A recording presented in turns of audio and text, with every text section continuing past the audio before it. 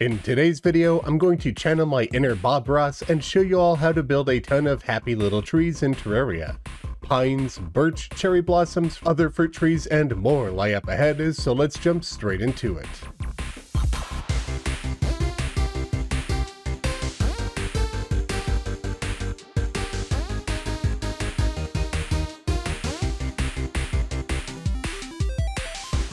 Greetings friends, Khaios here.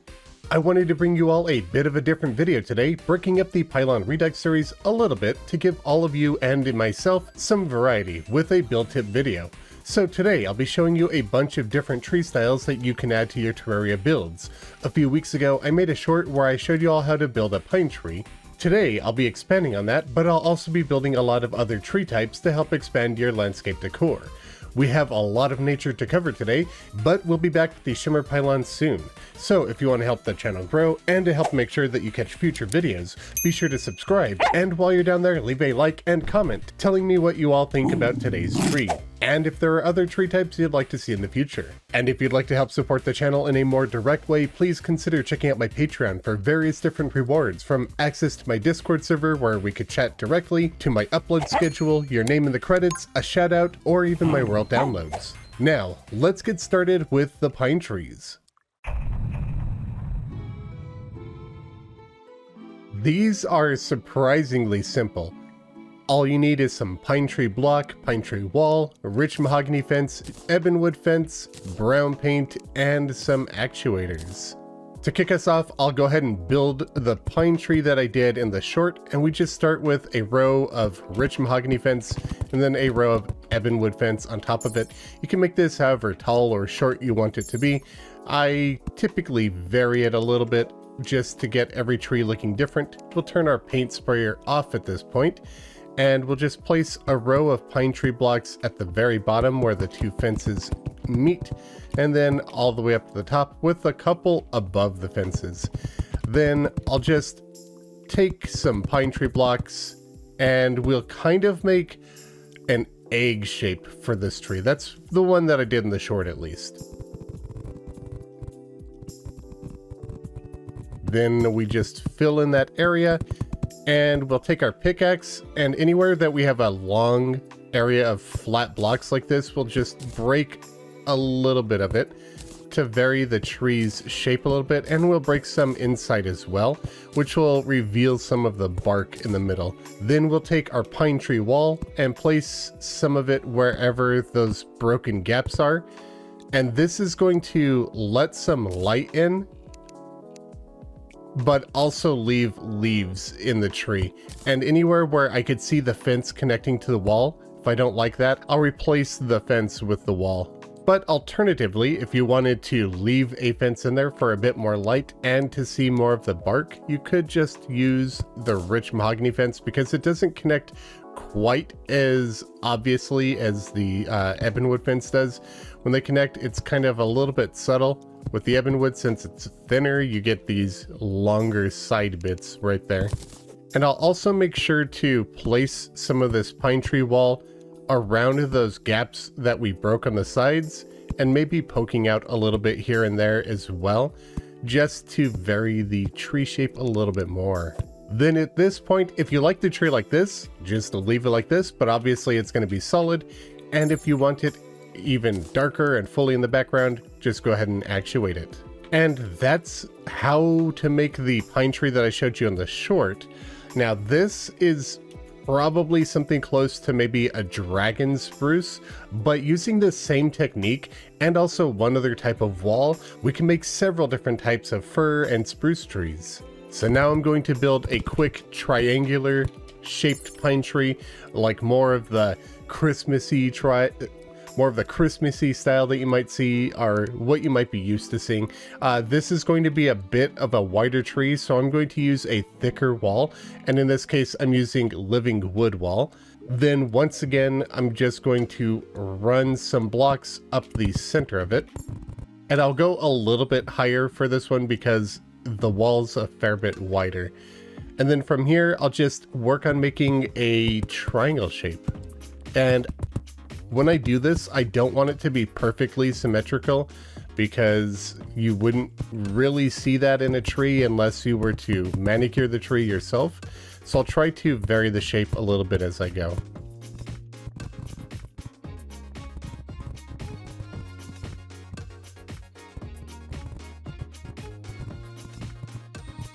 So for this one, I'm trying to do small incremental step ups and make sure that they're not even. So I'm actually going to increase the tree height in order to fit that. So we end up with a tree that has pretty much an even bottom, but it's going to be a little bit taller on the right side and a little bit shorter on the left side as it slowly steps its way up to the very top. And if you want to give it a little curve, you just throw in a couple of blocks at the very end.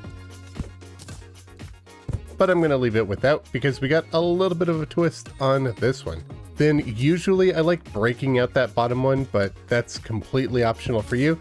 And once again, anywhere that we have a whole bunch of flatness on the sides, I'll just take my pickaxe to it and break up the flat structure a little bit more and break some holes into the tree as well. And try to not have them be super symmetrical. And I need to increase the height of that a little bit more. I'm not sure if I want it to poke out there at the top. No, that's going to be too wide there at the top. Then we'll grab our walls and fill these back in as well.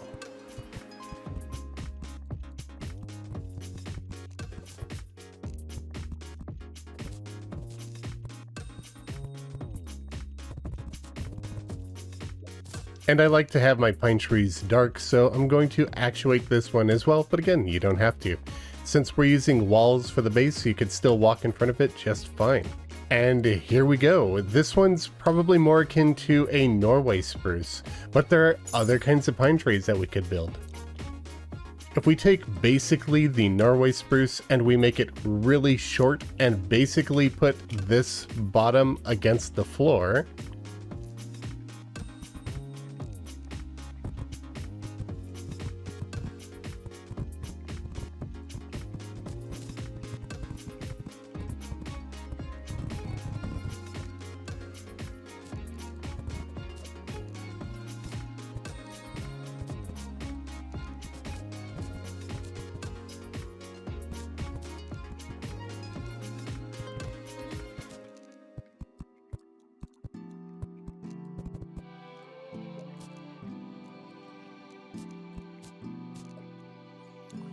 like this, we end up with a Serbian spruce, which is just a similar thing with a much lower base of the tree.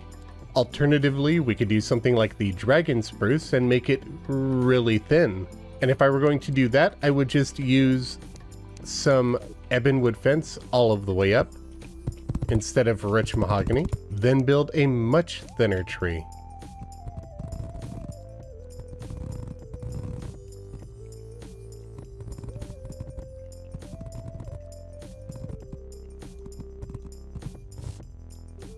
And since this tree is so tall and thin, there's going to be quite a bit more flat edges to it.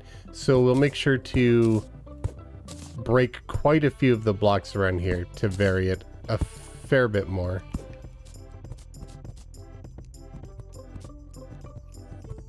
Also, because this one's so thin, you don't want to have the walls poking out you don't want to have the walls poking out from the side of the blocks like that. It'll just look a lot more natural if the walls are no longer than the blocks on the sides. Then just like that, we take the dragon spruce into a cypress. But there's also a really weird pine tree that you could build that looks nothing like any of these.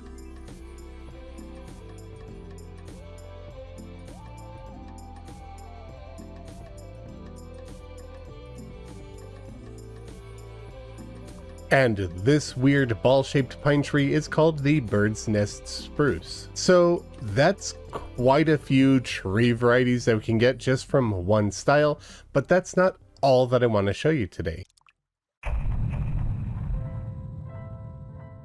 So let's work on another tree that I've done pretty commonly in the past, and you might already know how to build, maybe you don't, but we're going to work on an oak tree next. And this is primarily just going to be made with living wood. Now, for this tree, typically I like to actuate the blocks. I actually prefer the way that they look when they're not actuated, but I also like to be able to move around my trees.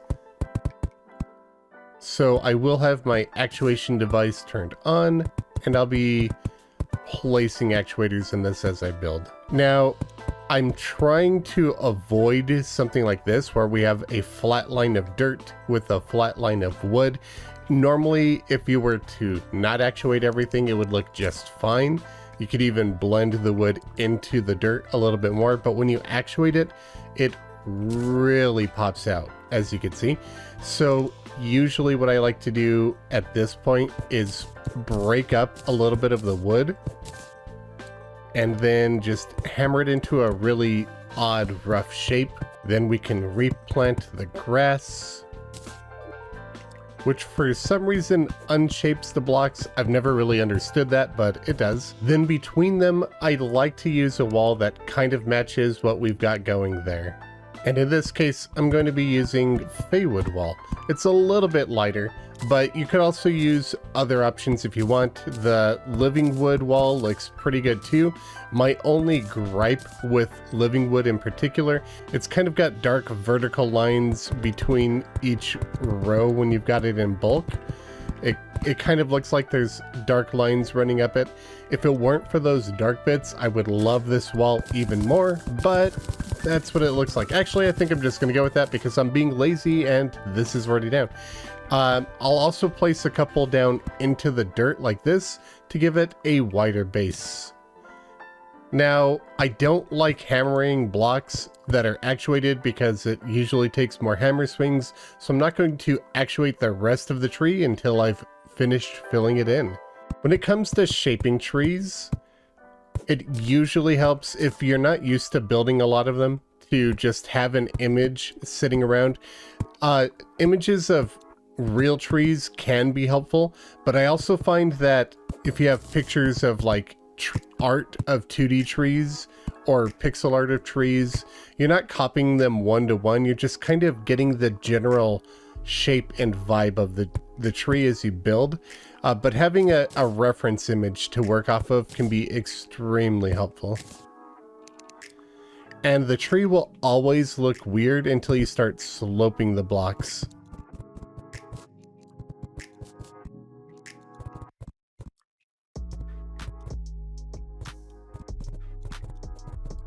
Now, if you run into areas where it's thinner below than it is up above, and your reference doesn't normally do that, you could just start filling in more blocks in the area to kind of make it work out that way. Likewise, if you feel like an area is too long and short, or too long and thin, you can make it shorter. There's a lot of tweaking that you could do while you build, but a lot of my branch tweaking comes once I start placing the leaves. In this case, I will not be actuating the leaves. I want them to be nice and bright green. So usually I find that it helps if I start by connecting leaf bits around each of the branch tips, just so I could kind of visualize where the leaves need to be touching. And then from there, I can start working the leaves towards each other, so where they connect at those points. And if you end up with a really flat, weird area like this, where it's just a straight diagonal, because if I were to slope this like that, it wouldn't look quite natural. That's usually a good place to add another branch. Then with the points connected, I just start shaping the leaves. I kind of focus my vision out a little bit, so that way I can get a gist of how big the leaves are compared to the branches. Obviously the branches stop visually right here, but if you were to imagine the branch continuing into the tree, it kind of gives you an idea of whether or not your leaves look like they might be too heavy for the tree or not. It's Terraria, it doesn't really matter in the end, but I do like to try to make these look somewhat natural. So there's no real right or wrong way to do this. You just kind of go with the flow, and go with your gut instinct on what feels like it's too much or too little in the leaf department.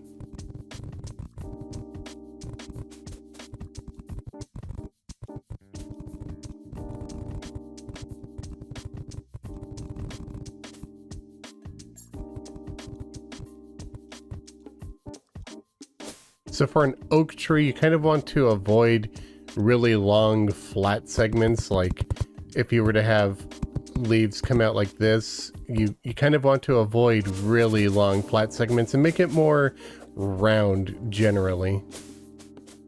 Then when the leaves are good to a point where you're happy, remember, it doesn't have to be perfect. Nothing in nature is perfect.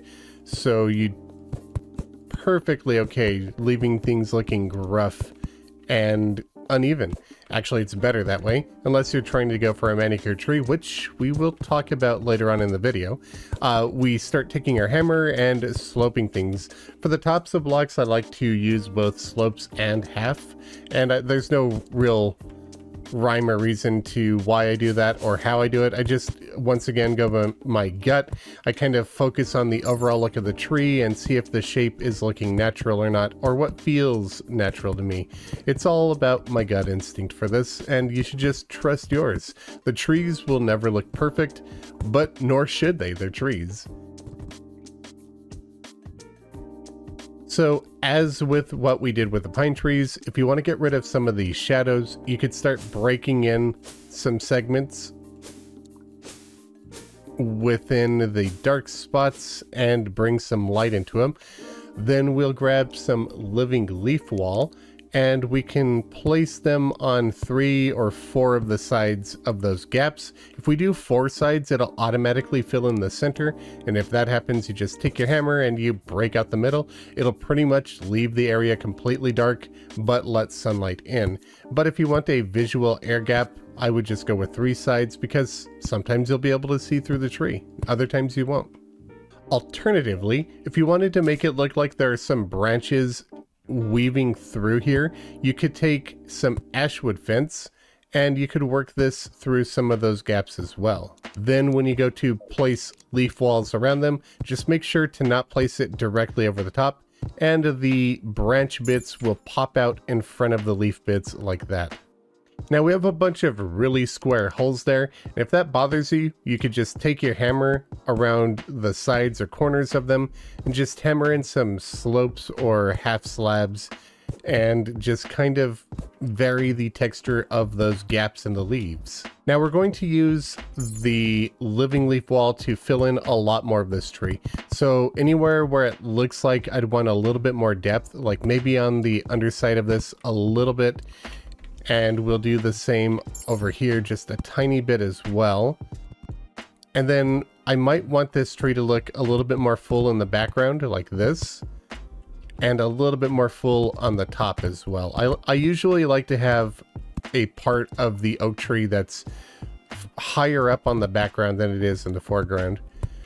And largely we're going to be using this to fill in the inside of the tree, because obviously an oak tree is not going to be a horseshoe shape like this. It's going to look more round, but I wanted to show a lot of the branches, and so we're just going to take this and kind of complete the general ovalish shape of the oak.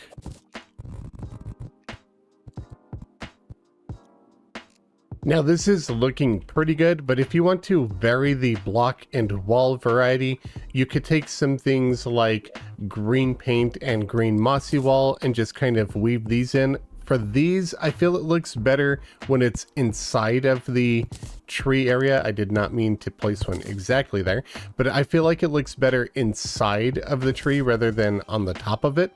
But you could also use corrupt tendril wall, basically anything that has an interesting kind of leaf or viney pattern to it. Then for the blocks, we could also add some more variety in here. You could do things like living mahogany, which will make the tree look a lot more rough, which is usually something that I like to do for some trees, but not oak trees. But you could also do something like faywood, which blends pretty well. You could hardly tell a difference in the middle, but you could really see a difference on the edges. It gives a more rough edge, but it also occasionally gives one of these little bits of mushrooms that are normally kind of reddish, but when we paint it brown, they just kind of look like knots in the tree. And we could also even use something like bone block, which looks pretty good as a side connecting piece, just to add another bit of texture. It doesn't look as good in the middle. Again, it'll make it look really rough, and you don't want to use it anywhere that you have a square like this, because then you'll end up with a skull in your tree, unless that's what you're after. But usually for an oak tree, I just like to blend in a little bit of bone and a little bit of fey wood.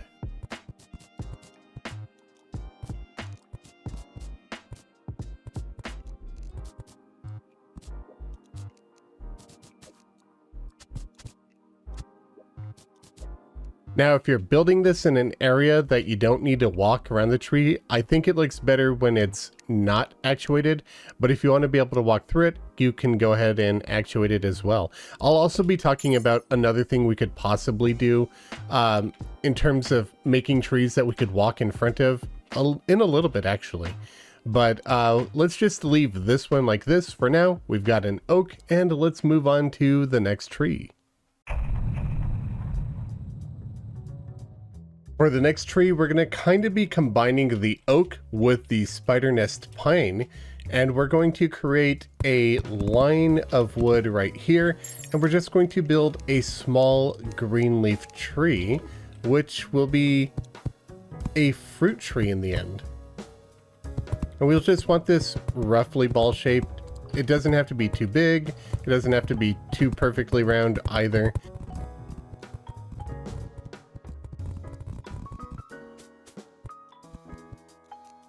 Then we'll just give this a quick little hammering.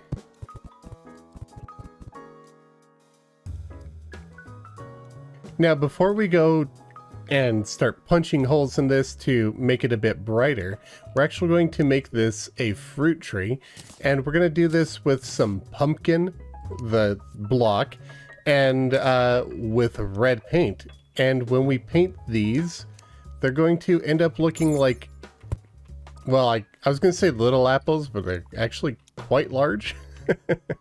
And we'll just place a few of these into the tree in random spots, probably wanting to avoid having them directly one over the other like that, since it's such a small tree.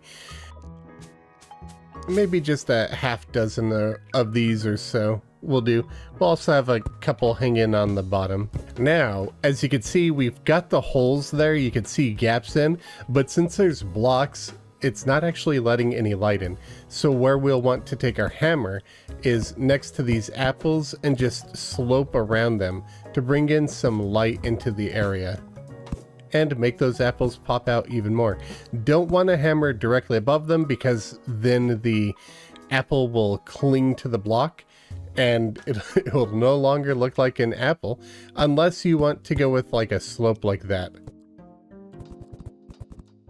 Now at this point, I could start placing walls. The best place to do it, in my opinion, is directly on top of the apples, because that's not going to block any light anyway. And then we could take some around the edges of where we hammered and just fill in those gaps even more. Just be careful not to place it directly over the hammered block like that, and then you'll end up with a dark spot. And we'll have a little bit of this coming out of the bottoms and the edges, just so it doesn't look like it's one homogeneous shaped tree. We want a little bit of variety to it. And there we go, a very, very simple apple tree, which we could actually turn into quite a few other trees just with the application of different paints, because surprisingly, several fruit trees look fairly similar. They would look different in person, but we can't really look at the leaves in the game. They kind of all look the same to us, and we could just paint things a different color to get the tree looking like it's different types of fruit. We could leave it an apple tree and paint these green, and we can get like Granny Smith apples. Or we could paint it yellow and get lemons. And we can paint them to look like oranges even.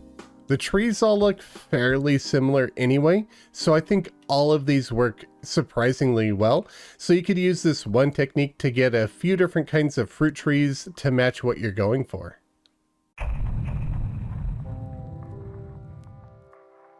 I went into T-Edit and I copied this oak tree and pasted it a little further down. Oh, I also left examples of all the fruit trees copied over just to save us some time, because the next tree we're going to be building has an extremely similar profile to the oak tree with some small differences. So I'm going to start off by getting rid of all of these walls. Now I'm going to swap in all of the leaves for living mahogany leaves. Now the main reason for this is because I'm going to be building a weeping willow. And a weeping willow will have a bunch of dangling vines. Well, not vines, but in this case, we're going to be using jungle vines. Now, living mahogany leaves grow jungle vines from them, which makes them kind of perfect for a willow tree. And if you don't like it in this color, you can always paint it green as well, but I kind of like it in this color, so I'm just going to leave it like this.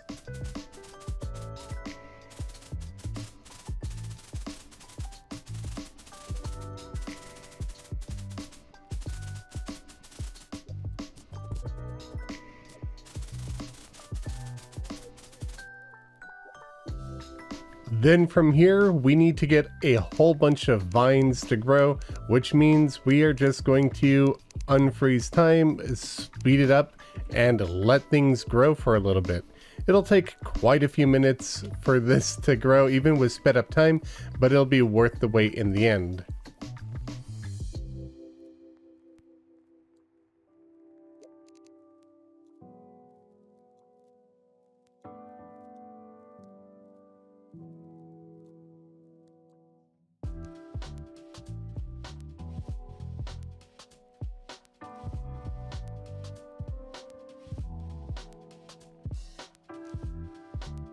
Something to bear in mind when you're building the willow trees is that the jungle vines can create a jungle biome.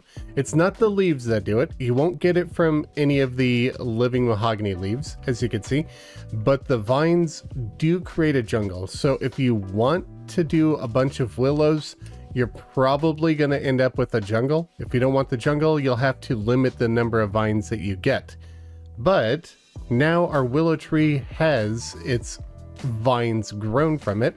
If you don't want them all a uniform length, what I recommend doing is just taking some echo platforms with actuators on them, and we'll just place them underneath where we want our vines to end, essentially. So if we want one right here, the platform, or I'll grab Spectre goggles so we could see it real quick. The platform will stop the vine from going any further, and when we actuate it, it won't even impede our movement. It'll be like it's not there at all. So we could set up a bunch of different hidden away platforms to stop the vines at the height that we wanted. Now we're going to take some lime paint and living leaf wall to get it to match the blocks that we have. And we're going to do the same thing that we did before inside of here, but we're going to do something a little bit different on the outside.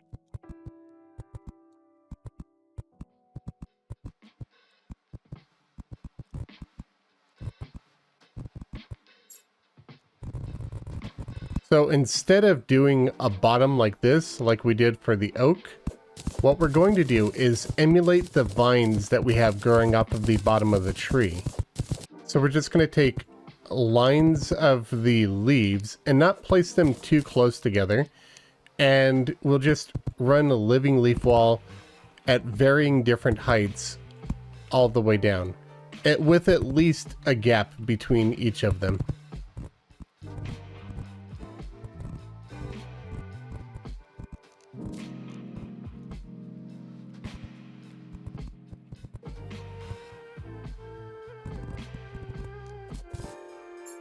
Now the last thing I'm going to do is take some brown paint, and we're going to vary the block texture a little bit more and make this tree look more rough than the oak tree did. So I'm going to be using some rich mahogany in here. I might even take some bone block and put it in the middle of the tree for that more rough texture of it. I still need to make sure that I don't use it on any corner bits so that we don't get a weird looking skull. Unless, of course, you want that for whatever reason. It's your tree. You can do whatever you want. You don't have to listen to me. This is just a little bit of a tutorial, helpful, what you might do. But it doesn't mean it's the only way to do it. And there we go. So we've taken our oak tree and we've converted it into a weeping willow, just like that. Once again, be careful with these because the vines will add to your jungle biome. So if you don't want a jungle, you'll need to limit the number of these trees that you build. Unfortunately, we can't get vines to grow off of the normal leaves.